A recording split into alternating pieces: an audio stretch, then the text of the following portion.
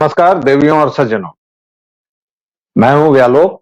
और इस बार थोड़ा सा प्रारब्ध का रूप रंग आप बदला हुआ देख रहे हैं, क्योंकि मैं हूं प्रश्न पूछने वाले की भूमिका में। और मेरे सामने जो हैं वो अवनीश पीएन शर्मा जी हैं, और ये लगातार सवाल पूछते रहते हैं। लेकिन आज मैंने इनको पकड़ लिया है और कहा है कि आज मैं सवाल पूछूंगा और जवाब आप देंगे। मुद्दा क्या है? मुद्दा है भाजपा की यूपी में हार और उससे जुड़े जो समीक्षा बैठकें हो रही हैं, जो चीजें हो रही हैं, और उसके साथ साथ जो चीजें छन कर आ रही हैं और उसके पर्दे के पीछे क्या हो रहा है, उन सब पर मैं बात करूंगा, क्योंकि अवनीश भाई के पास बहुत सारी जानकारियां हैं।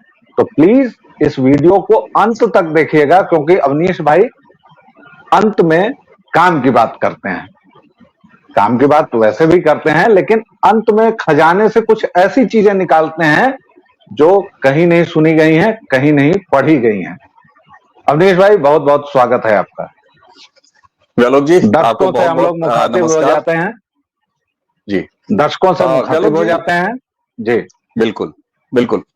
व्यालोक जी, आपको प्रणाम कहते हुए और अपने सभी दर्शकों को प्रणाम कहते हुए, देखिए, सबसे अच्छी बात, हालांकि ये अच्छा शब्द मेरे मुंह से निकल गया, लेकिन सबसे संतोष की बात यह है कि जब से लोकसभा चुनाव के नतीजे 4 को आए हैं, उसके बाद उत्तर प्रदेश का जो हाल हुआ है और जिस तरीके से यहाँ पर भारतीय जनता पार्टी के हिस्से बेहाली आई है, तो उसको, चाहे वो भारतीय जनता पार्टी का कार्यकर्ता हो, चाहे नेता हो, चाहे समर्थक हो या शुभचिंतक हो, वो सभी हार कह रहे हैं। ये बड़ी बात है।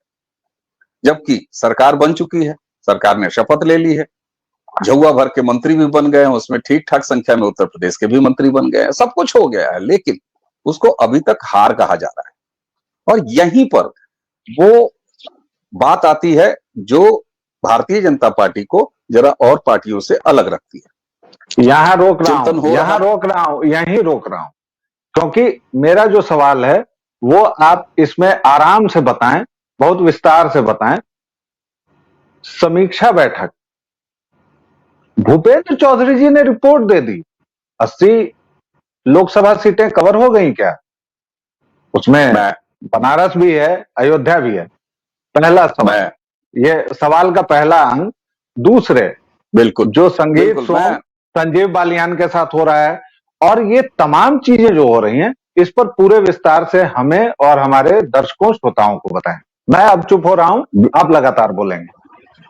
बिल्कुल व्यालोक भाई, और आपने जो बात कही बहुत ही हास्यास्पद है।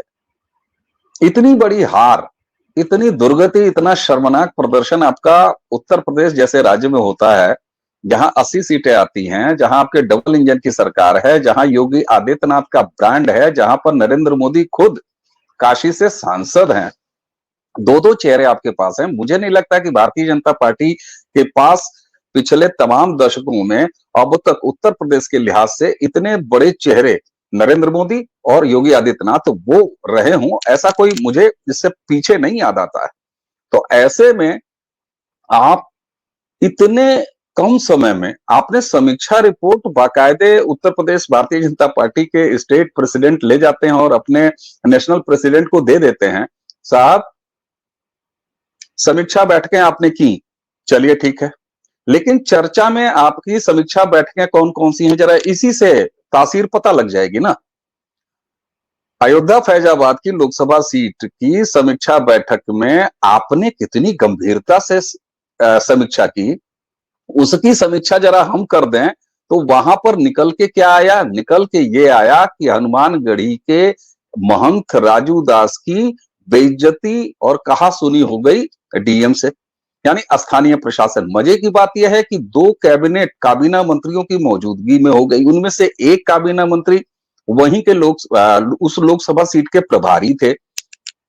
उसके बाद वहां से राजू दास निकल के जाते हैं, समय लेते हैं मुख्यमंत्री से मिलने का, वहां मुख्यमंत्री से उनकी बातचीत होती है आधे घंटे। कहा यह जा रहा है कि नड्डा जी तक भी ये मामला, यानी दिल्ली भी ये मामला पहुंच चुका है। तो एक बानगी तो ये हुई समीक्षा, थोड़ा नामों का खुलासा करना जरूरी है। तो काबीना मंत्री जो प्रभारी थे, सूर्य प्रताप शाही की आप बात कर रहे हैं, मतलब नाम लेके बात करनी चाहिए जी।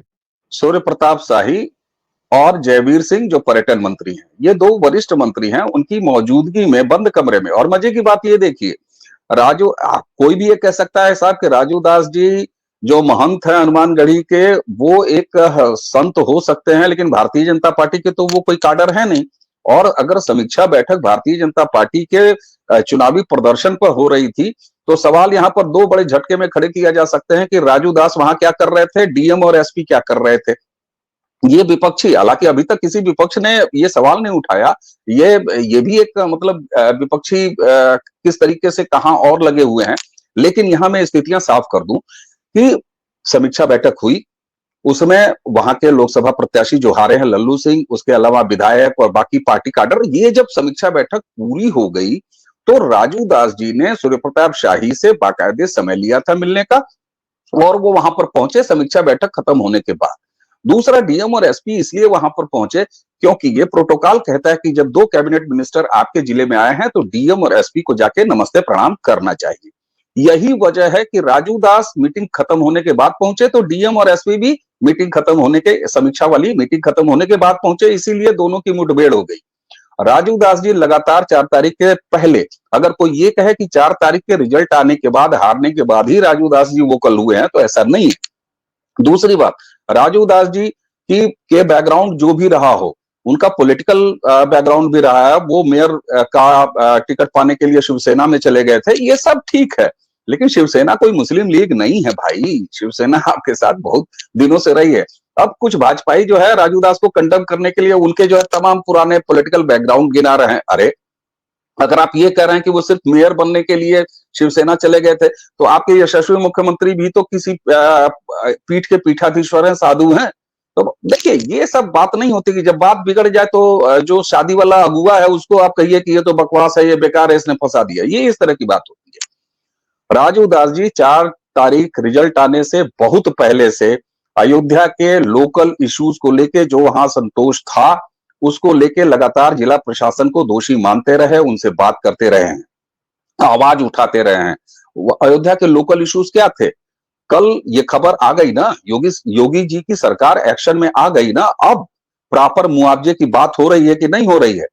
अब किराया माफी की बात हो रही है कि नहीं हो रही है? इसका मतलब है कि ये समस्याएं थी, और इसका पूरा क्रेडिट मैं देता हूं राजू दास जी और योगी आदित्यनाथ जी की आधे घंटे की मीटिंग जो परसों हुई थी, उसमें राजू दास ने वास्तविक जो जमीनी सच्चाई है वो सब बताया। मुख्यमंत्री जी को अच्छी फीडबैक मिली, और कल योगी आदित्यनाथ जी एक्शन में आए अयोध्या के लिए विशेष तौर पर, और उन्होंने तमाम तरह की रियायतें की हैं। उन्होंने रेट घटाने की बात की है दुकानदारों को, उन्होंने मुआवजे के मामले को हैंडल किया है, उन्होंने किराएदारी के मामले को हैंडल किया है, उन्होंने और तमाम चीजों को प्रायोरिटी पर हैंडल। इसका मतलब है कि राजू दास और उनकी आपत्तियां बिल्कुल जायज थी।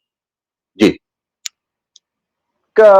यहाँ एक सवाल है, काशी विश्वनाथ कॉरिडोर बना, अब हंगामा खैर विपक्ष का काम है, वहां भी हुआ, बट वहां वैसी वीडियोस नहीं आई, रोती बिलखती और तमाम चीजें। वहां जो भी आना था वो पहले आया, नहीं आया। अयोध्या कॉरिडोर बना और भयंकर विकास हुआ है। मतलब मैं इसको बंगाली भयंकर कह रहा हूं, जो पॉजिटिव होता है, भीषण सुंदर टाइप। ऐसा क्या हो गया अयोध्या में, क्या कमी रह गई? पहला सवाल कि वहां अब योगी जी को कोर्स करेक्शन करना पड़ रहा है। दूसरा कि एक हाथ, और वो भी आधी अधूरी यार, क्योंकि ये अभी 2 साल हैं विधानसभा के चुनाव में, और ये लोकसभा के चुनाव में आप 33 सीटों पर पहुंचे हैं। वहां पर आपके अंदर ऐसी खलबलाहट क्यों? यहाँ पर संजीव सोम और संगीत बलियान वाले मामले को मैं चाहूंगा कि आप एड्रेस करें थोड़ा सा। बिल्कुल। देखिए, मैंने इसीलिए ना समीक्षा बैठक में, अभी मैंने पहला आपका मूल प्रश्न था कि क्या 80 सीटों पर समीक्षा हो गई, तो मैंने अभी एक सीट पकड़ी, अयोध्या फैजाबाद। वहां की लगातार तब से पिछले 8 मिनट से हम समीक्षा कर रहे हैं कि क्या वो समीक्षा कर रहे थे। ये कौन सा अलंकार हुआ व्यालोक जी, इसको आप दर्शकों को बता दीजिएगा कि समीक्षा की कौन सी समीक्षा हुई। उस समीक्षा की हम समीक्षा कर रहे हैं। अभी एक सीट की बात है और वहां पर आपका इतना ब्लंडर पकड़ा गया। आपने काशी कॉरिडोर का मामला किया, वहां पर 450 से अधिक प्राइवेट प्रॉपर्टियों का अधिग्रहण हुआ, बड़े सुगम तरीके से हुआ। आवाजें हमेशा उठती हैं, साहब आप किसी को सोना दे दीजिए, उसके बाद भी उसमें कैरेट की बात आ जाएगी कि 18 कैरेट है कि 24 कैरेट है। तो ये सारी चीजें आती हैं, लेकिन जिस सुगमता से काशी कॉरिडोर किया गया, उस सुगमता से अयोध्या के मामले क्यों नहीं सुलझाएंगे? तो इसका जवाब राजू दास जी नहीं देंगे, इसका जवाब तो अयोध्या का डीएम देगा। अयोध्या का वो डीएम देगा जो 2 काबीना मंत्रियों के सामने सिविल सोसाइटी के एक वरिष्ठ और सम्मानित और उसी के साथ एक धर्म गुरु राजू दास से की बेइज्जती करता है, उनका गनर वापस ले लेता है। ये जवाब तो उसको देना चाहिए। और मजे की बात है, योगी आदित्यनाथ जी कोर्स करेक्शन पे आ गए हैं, लेकिन एक अक्षम डीएम, जो कि अक्षम होने के साथ ही साथ बदतमीज भी है, वो अभी तक अयोध्या का डीएम क्यों बना हुआ है? प्रश्न ये है। और यहीं से एक बड़ी चीज सामने आती है कि योगी आदित्यनाथ जी के एक्शन में आने के बाद भी अयोध्या का डीएम अभी तक अयोध्या का डीएम क्यों? मतलब है कि अयोध्या का डीएम लखनऊ से अपॉइंटेड नहीं है। अयोध्या का डीएम, अब ये प्रश्न दर्शकों के सामने और आपके सामने मैं छोड़ता हूं कि अब इसका उत्तर खोजिए कि अयोध्या का डीएम इतना शक्तिशाली क्यों है। इसको थोड़ा खोल देता हूं मैं दर्शकों के लिए और आपके लिए भी। मतलब लखनऊ से जो चीजें संचालित हो रही हैं उसमें दिल्ली दखल दे रहा है, और दिल्ली में भी मैं एक नाम ले लेता हूं। क्या इसे अमित शाह और योगी की लड़ाई माना जाए? या चलिए, जो जितना जो सीधा जो, सपाट, जो या जो जो सीट नहीं है, खाली नहीं है, 29 तक तो वैकेंसी नहीं है, फिर भी ये दोनों क्यों? ऐसा क्या हो रहा है? बिल्कुल ठीक बात है। आपने जितना सपाट तरीके से इस मामले को 1 to 1 खोल दिया है कि क्या ये लखनऊ बनाम या लखनऊ वर्सेस दिल्ली है, और दिल्ली में भी आपने वो नाम खोल दिया, तो ये सवाल जैसे होता ना कि आप डॉट्स जोड़िए, तो मैंने ये कहा कि जब योगी आदित्यनाथ जी को कल से वो सारे मुद्दे खुद हैंडल करने पड़ रहे हैं, जो कि डिस्ट्रिक्ट एडमिनिस्ट्रेशन यानी कलेक्टर को हैंडल कर लेना चाहिए था, कमिश्नर को हैंडल कर लेना चाहिए था, इसका मतलब है कि डीएम हैंडल नहीं किया, और तब मुख्यमंत्री को खुद लगना पड़ रहा है। डीएम बन चुके हैं योगी आदित्यनाथ जी अयोध्या फैजाबाद के लिए। ऐसे में डीएम किसकी शय पर ये सारा चीज कर रहा था? तो ये सवाल तो पूछा जाएगा ना। और अगर वह नौकरशाह लोकतांत्रिक नेतृत्व प्रदेश का यानी योगी आदित्यनाथ जी के न चाहने के बावजूद, अक्षमता उसकी स्वीकार करने के बावजूद अयोध्या का डीएम अगर बना हुआ है, तो इसका मतलब है कि वो दिल्ली से अपनी शक्ति पाता है। यहां पर साफ तौर पर आता है। तो ये तो डॉट्स जुड़ गए। अब इसमें किसके वर्सेस किसका है, इसके लिए आपको अयोध्या से निकाल के अब समीक्षा कर रहे हैं ना, अभी तो खाली एक जगह पहुंचे हैं। अब जरा और आगे चलते हैं। मैं वहीं की बातें बताता हूं जहां की मेरे पास निजी रूप से जानकारी होती है व्यालोक जी। सनसनी फैलाने के लिए मुझे किसी तरह की बात करने का कोई शौक नहीं है। मैं दूसरा लोकसभा सीट उठाता हूं, संत कबीर नगर लोकसभा सीट, जहां की प्रभारी महिला मंत्री हैं। महिला मंत्री जी उस समीक्षा बैठक के लिए संत कबीर नगर जाती हैं।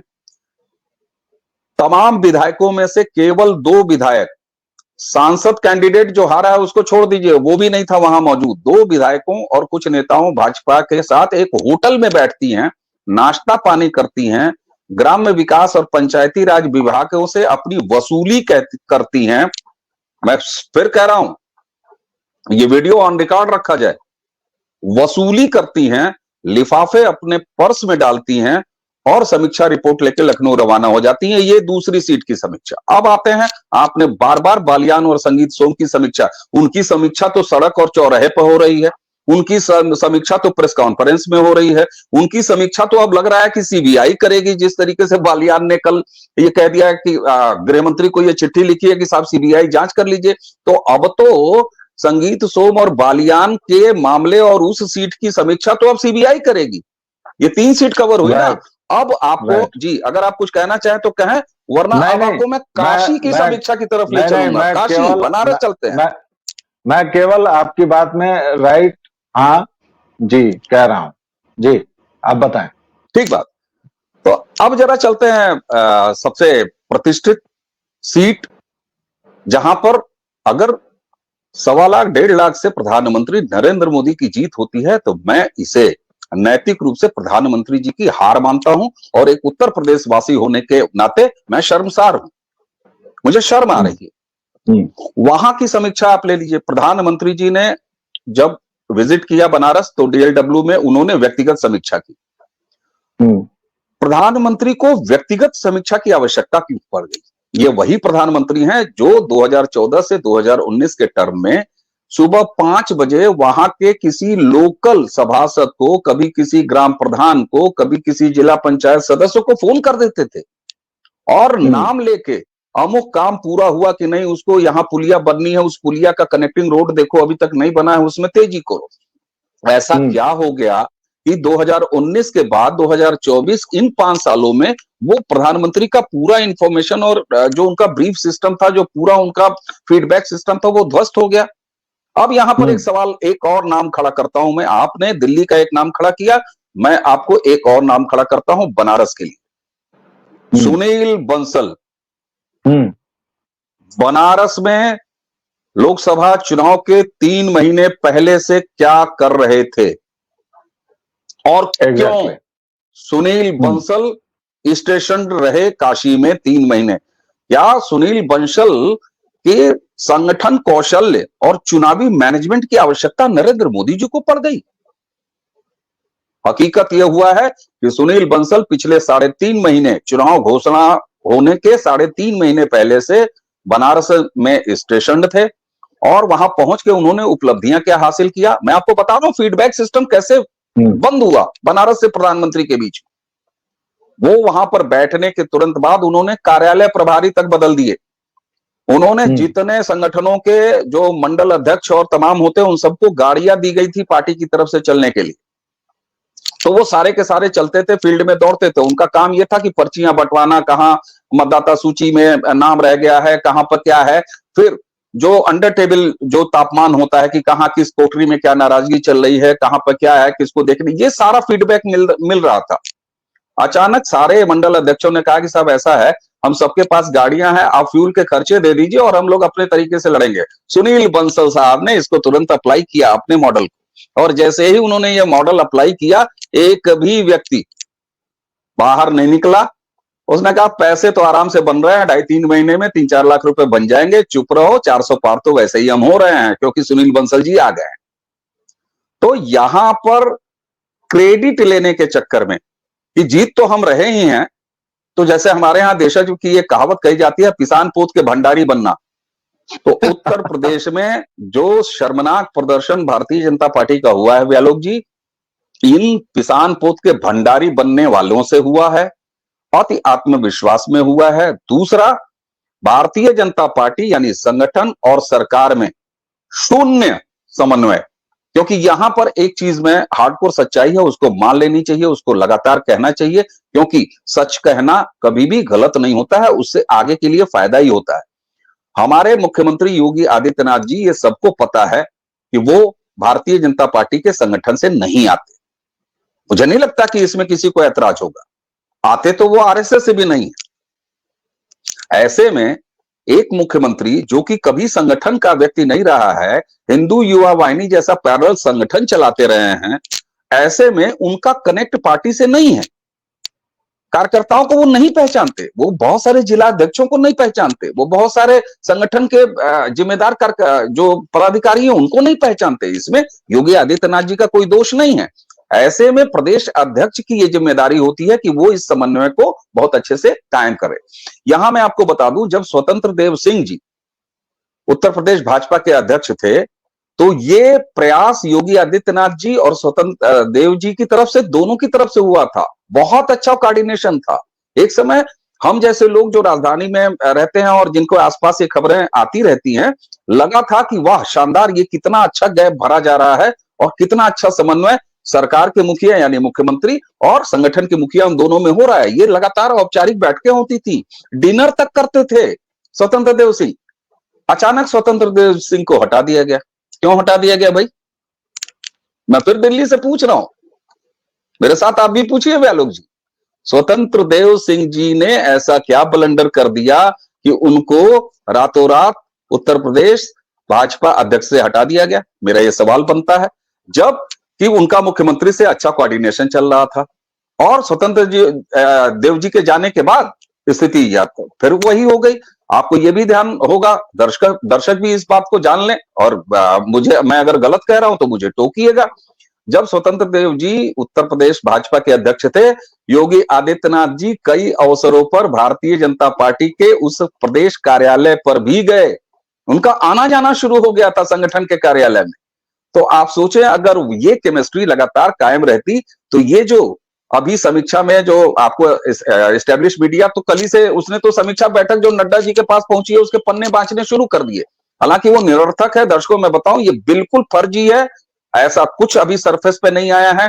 फाइल जरूर पहुंच गई है, और केवल एक रिपोर्ट नहीं पहुंचेगी, वहां पर 80 जगहों से कम 3-3, 4-4 रिपोर्टें पहुंचेंगी। फिर उनका जो है कंपाइलेशन होगा, उनको सिंक्रोनाइज किया जाएगा, और तब कहीं जाके एक राय बनेगी। इसीलिए अभी तक कोई औपचारिक स्टेटमेंट नहीं दिया गया है। जी, आप कुछ कहना चाहते हैं? मैं इस समय 2-3 बातें समझना चाहता हूं, और मैं आपको रोक इसलिए नहीं रहा हूं बीच में, क्योंकि आपकी बातें बहुत नई चीजों को उद्घाटित कर रही हैं, नई बातें बता रही हैं, और मुझे पूरा अंदाजा है, पूरी उम्मीद है कि दर्शक इस सब का मजा लेंगे।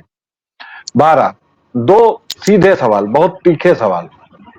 भाई साहब, 2014 में यही अमित शाह की जोड़ी थी, 2017 में यही थी, 2019 में यही थी, 2022 में यही थी। ऐसा क्या हो गया? पहला सवाल ये। दूसरा सवाल, जो आपने संगठन और इसकी बात कही है, तो हाँ, योगी जी भाजपा ही नहीं है, संघी नहीं है, लेकिन उन्होंने अपनी हिंदू युवा वाहिनी को मुख्यमंत्री बनते ही उन्होंने कहा कि भैया थोड़ा शांत हो जाओ, और उसके बाद उन्होंने तमाम कदम ताल किए। कहा तो ये भी जा रहा था कि मोदी जी से उनकी नहीं बन रही है, और उसके बाद मोदी जी को बार बार ये जेस्चर देना पड़ा। वो उनके कंधे से आगे बढ़ नहीं सकते हैं, क्योंकि वो पीठाधीश्वर हैं, और मोदी इस बात को जानते हैं।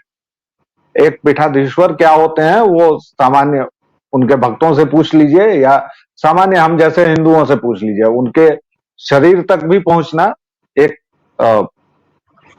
अपराध ही माना जाता है, लेकिन मोदी जी चूंकि बड़े हैं तो इसलिए कंधे तक पर हाथ देते हैं। ये केमिस्ट्री वहां चल रही है, और अमित शाह और योगी के बीच, मैं साफ साफ नाम ले रहा हूं, ये चल रहा है कि भैया, लेकिन 2029 तक तो सीट ही खाली नहीं है। इन दोनों सवालों पर बोलिए। बिल्कुल ठीक बात है, बड़ा अच्छा किया आपने, 2014 ले गया, 2014 की तरफ ले गए साहब। 2-3 चीजें बड़ी सीधी सपाट तरीके से बोल रहा हूं मेरे लिहाज से, और हकीकत भी यही है। भारतीय जनता पार्टी के राष्ट्रीय अध्यक्ष आज भी आदरणीय श्री अमित शाह जी हैं। नड्डा साहब खड़ाऊ शासन चला रहे हैं, और जब मैं ये कह रहा हूं तो लोगों को लग रहा होगा कि मैं ये आरोप लगा रहा हूं शाह जी पर। तो शाह जी उत्तर प्रदेश के वो शिल्पी हैं जिन्होंने दो मृत प्राय लगभग संगठन के लिहाज से, और जो काउंटिंग है विधायकों की या सांसदों की उसके लिहाज से, बिल्कुल गर्त में जा चुकी थी भारतीय जनता पार्टी 2014 से पहले। उस भारतीय जनता पार्टी को, चूंकि 80 सीटों वाला उत्तर प्रदेश महत्वपूर्ण है दिल्ली के लिहाज से, तो वहां पर यही जिनको कि चाणक्य तक कहा गया, और उन्होंने वो करके दिखाया जो उत्तर प्रदेश में कभी भारतीय जनता पार्टी के लिए हम जैसे लोग भी नहीं सोचते थे कि ऐसा चमत्कार भी हो जाएगा कि बीजेपी की कितने सांसद हैं इसके अंक की शुरुआत 7 से शुरू करनी पड़ेगी। ये कल्पना नहीं थी कि 80 में से 7 कुछ लिखना पड़ेगा पहला अंक, उसके बाद कुछ अगला अंक लिखना पड़ेगा। दूसरा आता है 2019। ये वही चाणक्य अमित शाह जी हैं जिन्होंने सपा और बसपा जैसे डेडली कॉम्बिनेशन के बावजूद भी 65 के लगभग का आंकड़ा छू लिया उसी उत्तर प्रदेश में। आप अब कह रहे हैं कि 2029 तक तो कोई जगह खाली है नहीं। तो अब ये सवाल मैं आदरणीय अमित शाह जी से पूछता हूं, बिल्कुल पूछना बनता है कि आपको लखनऊ से ऐसी क्या शिकायत हो गई? आप 14 वाले अमित शाह, 19 वाले अमित शाह, 24 में कौन से अमित शाह आ गए? आपके पन्ना प्रमुख आपसे पूछ रहे हैं साहब, क्योंकि आपका पन्ना प्रमुख तो घर से निकला लेकिन उसने वोटर को नहीं निकाला। क्यों नहीं निकाला? आपका ग्रास रूट लेवल का कार्यकर्ता चाणक्य जी आपसे पूछ रहा है, अध्यक्ष जी आपसे पूछ रहा है। मैं आज भी आपको अध्यक्ष जी मानता हूं सर। आप गृह मंत्री के साथ साथ आप भारतीय जनता पार्टी के नेशनल प्रेसिडेंट भी हैं। नड्डा जी आपके सहायक हैं, नड्डा जी आपको भी थम्स अप, आप बहुत अच्छा काम कर रहे हैं। लेकिन यह सवाल दिल्ली से पूछा जाना चाहिए कि क्यों अनसिक्योरिटी आ गई, किस बात का कंपटीशन है, क्यों गैर हाजिर रहे अमित शाह जी? गैर हाजिर का मतलब शरीर लेके नहीं साहब, अमित शाह जी वो उस लेवल के संगठन करता है कि उनका एक इशारा यहां पर जागृत कर देता है। ये दौर हमने 2014 में देखा है, इन्हीं भाजपाइयों में देखा है, 2019 में इन्हीं भाजपाइयों में देखा है। दूसरा सर एक चीज और बता दूं, घमंड। ये घमंड, अब इस घमंड को मैं विस्तार देता हूं। ये घमंड जिनको टिकट मिल गया 2024 के चुनाव में, जो सांसद रिपीट हुए हैं, एक एक सांसद, उनमें उनका घमंड कि हम तो प्रमोट हुए हैं, बाकी सब फेल हो गए हैं, तो अब की बार 400 पार तो हम हैं तैयार, हमें किसी की जरूरत नहीं है।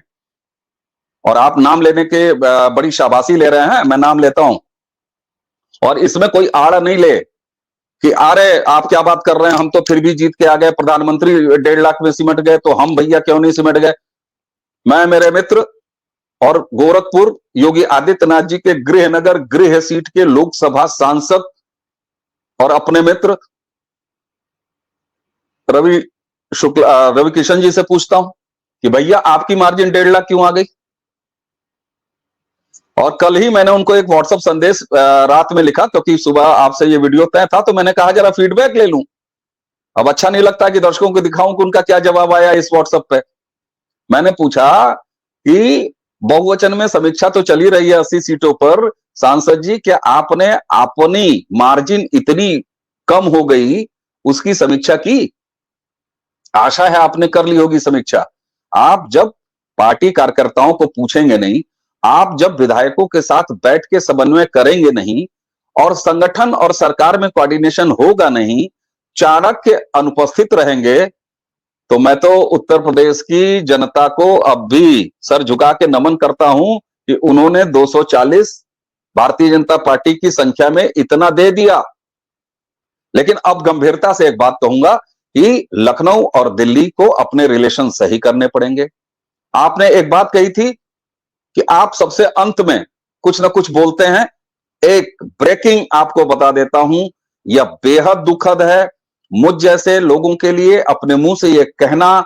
बहुत ही कलेजे पर पत्थर रख के मैं ये कह रहा हूं कि दिल्ली और लखनऊ के बीच रिश्ते इस तरीके से हो गए हैं कि आदरणीय गृह मंत्री जी और उत्तर प्रदेश के यशस्वी मुख्यमंत्री जी से पिछले कई महीनों से बातचीत बंद है। ओह, टेलीफोन पर बातचीत नहीं होती। गलती से अगर कहीं आमना सामना हो गया तो दोनों एक दूसरे को अवॉइड करते हैं। उत्तर प्रदेश जैसे राज्य के लिए स्थिति अच्छी नहीं है। मुझे उम्मीद है कि जब तमाम समीक्षाएं होंगी तो उसमें इस बात की भी समीक्षा होगी, और देर सवेर भारतीय जनता पार्टी जैसी पार्टी के लिए मेरे मन में यह बात तो निश्चित तौर पर है कि ये किसी खानदान की पार्टी नहीं है, ये किसी जात बिरादरी की पार्टी नहीं है, ये किसी क्षेत्र की पार्टी नहीं है। इसने 2 से यहां तक का सफर किया है, और वह भी वो दौर देख रही है जब 60 सालों यानी 6 दशकों के बाद कोई प्रधानमंत्री तीसरी बार रिपीट होता है। इस देश के मतदाता ने 240 की वो अभूतपूर्व संख्या दी है, जहां विपक्ष चाहे यूपीए 1 यूपीए 2 की अपनी सीटें बता देना, और देवगौड़ा जी से लेके अब तक की सीटें बता देना, 140 130 पर आप जो है नाच नाच के सरकार बनाए हुए हैं, और 240 वाले को आप कहते हैं बैशाखी की सरकार। शर्म नहीं आती? यहां विपक्ष को भी आईना देखना चाहिए साहब। यहां पर भारतीय जनता पार्टी का समर्थक, उसका शुभचिंतक कह रहा है कि हार है, और आप विपक्ष में बैठ के आज शपथ लेने के लिए तैयार नहीं है, क्योंकि प्रोटेम स्पीकर आपका नहीं है, सरकार आपकी नहीं है तो आप नाचेंगे। प्रोटेम स्पीकर आपका नहीं है तो आप नाचेंगे, और आप ऐसे खुश हुए पड़े हैं, आपकी बॉडी लैंग्वेज ये कह रही है कि जैसे आपने सत्ता बना लिया।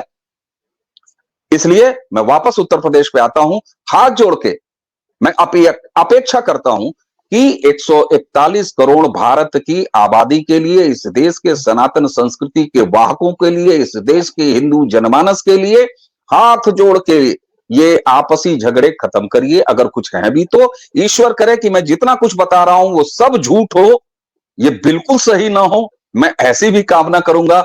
लेकिन ये सब कुछ बेहद जल्दी हो जाना चाहिए। व्यालोक जी, 2027 में अब बहुत ज्यादा समय नहीं है। 2027 में समय नहीं है और परिसीमन 2026 में होना है, और उसके साथ तमाम चीजें हैं। राजनीति एक ऐसा मर्ज है दोस्तों, जिसके साथ हम जितना दिल लगाते हैं हमारा दिल उतना टूटता है। और मैं दिल शब्द का इस्तेमाल कम करता हूं, मैं हृदय बोलता हूं, क्योंकि मुझे दिल थोड़ा सा अलग शब्द लगता है। बहरहाल अवनीश भाई, आपने बहुत लंबी और सुखद चर्चा की, और मैंने आपको इसलिए नहीं रोका क्योंकि हम लोगों की बातचीत जो होती है वो उसका एक टाइम फ्रेम होता है, लेकिन उस टाइम फ्रेम से आगे मैंने आपको जाने दिया क्योंकि बहुत सारी नई बातें पता चली। और दर्शकों, मुझे पूरी उम्मीद है कि आपने वो नई बातें सुनी होंगी, वो गढ़ी होंगी, और प्लीज इस चैनल को सब्सक्राइब कीजिए, बेल आइकन दबा दीजिए। आपको ऐसी तमाम बातें हम सुनाते रहेंगे और आपके पास आते रहेंगे। मेरा ये रूप कैसा लगा और अवनीश भाई का प्रवचनकर्ता के रूप में रूप कैसा लगा, ये हमें जरूर बताइएगा। सबको जय सिया राम। अवनीश भाई, आपको भी जय सिया राम। व्यालोक जी, बहुत बहुत नमस्कार, और प्रारब्ध के सभी दर्शकों को मेरा प्रणाम। जय जय श्री राम।